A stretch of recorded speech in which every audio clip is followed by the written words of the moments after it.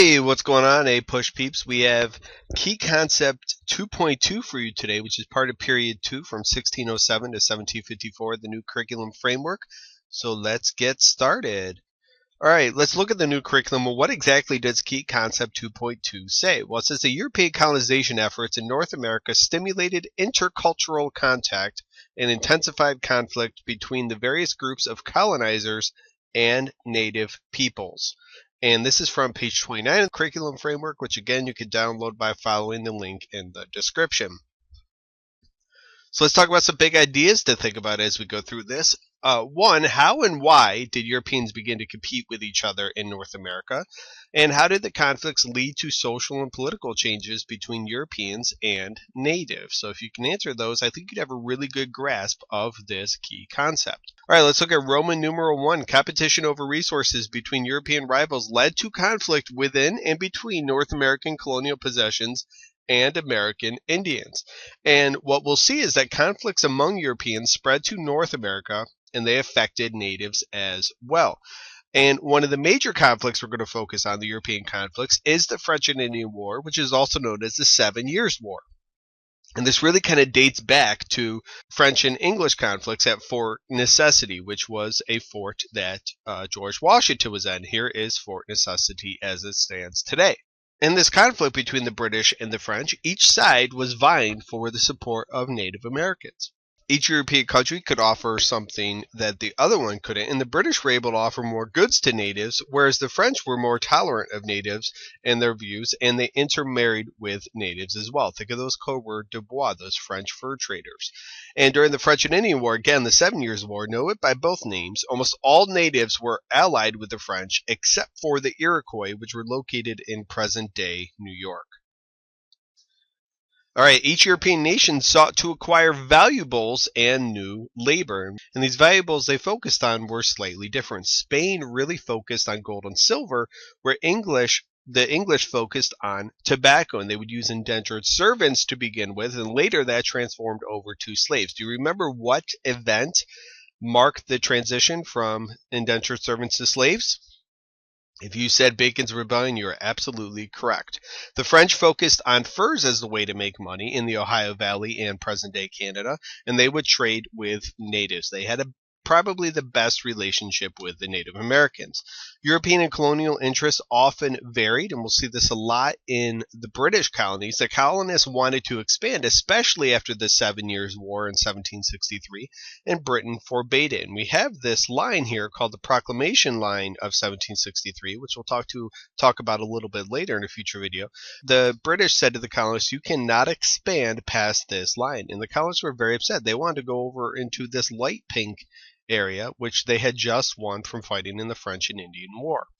Also, Britain began to pass a series of acts to raise money, and one of the earliest ones was the Molasses Act, and this was a tax on molasses, and many colonists got around this by smuggling, and that will be a major theme and a major point of contention between 1763 and 1776, this idea of taxing and then also smuggling. That will be the colonist response.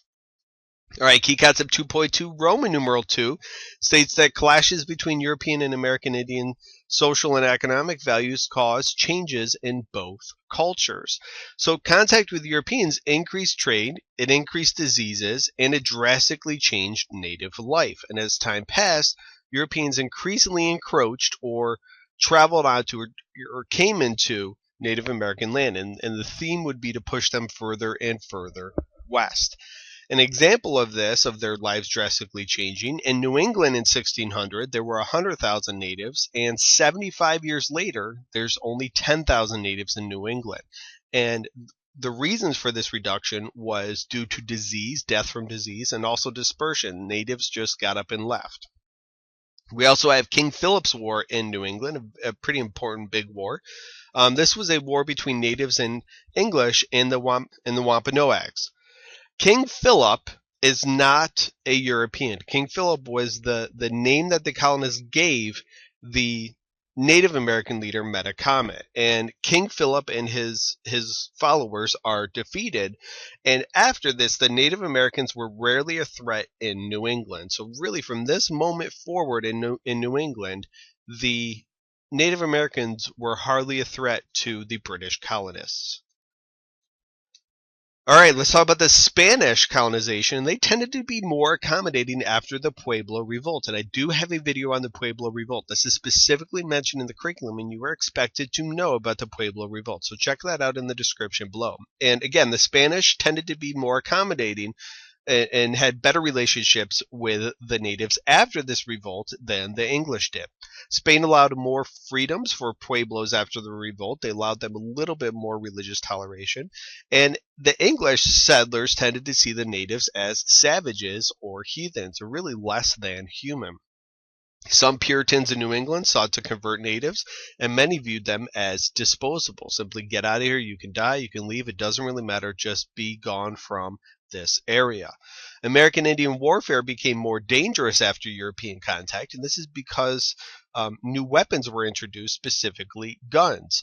And tribes would trade for guns and other advanced weapons, and the tribes that had the most guns and weapons could become very powerful. And an example of this is that King Philip's War was one of the bloodiest early native wars. It was much more destructive because of this European technology.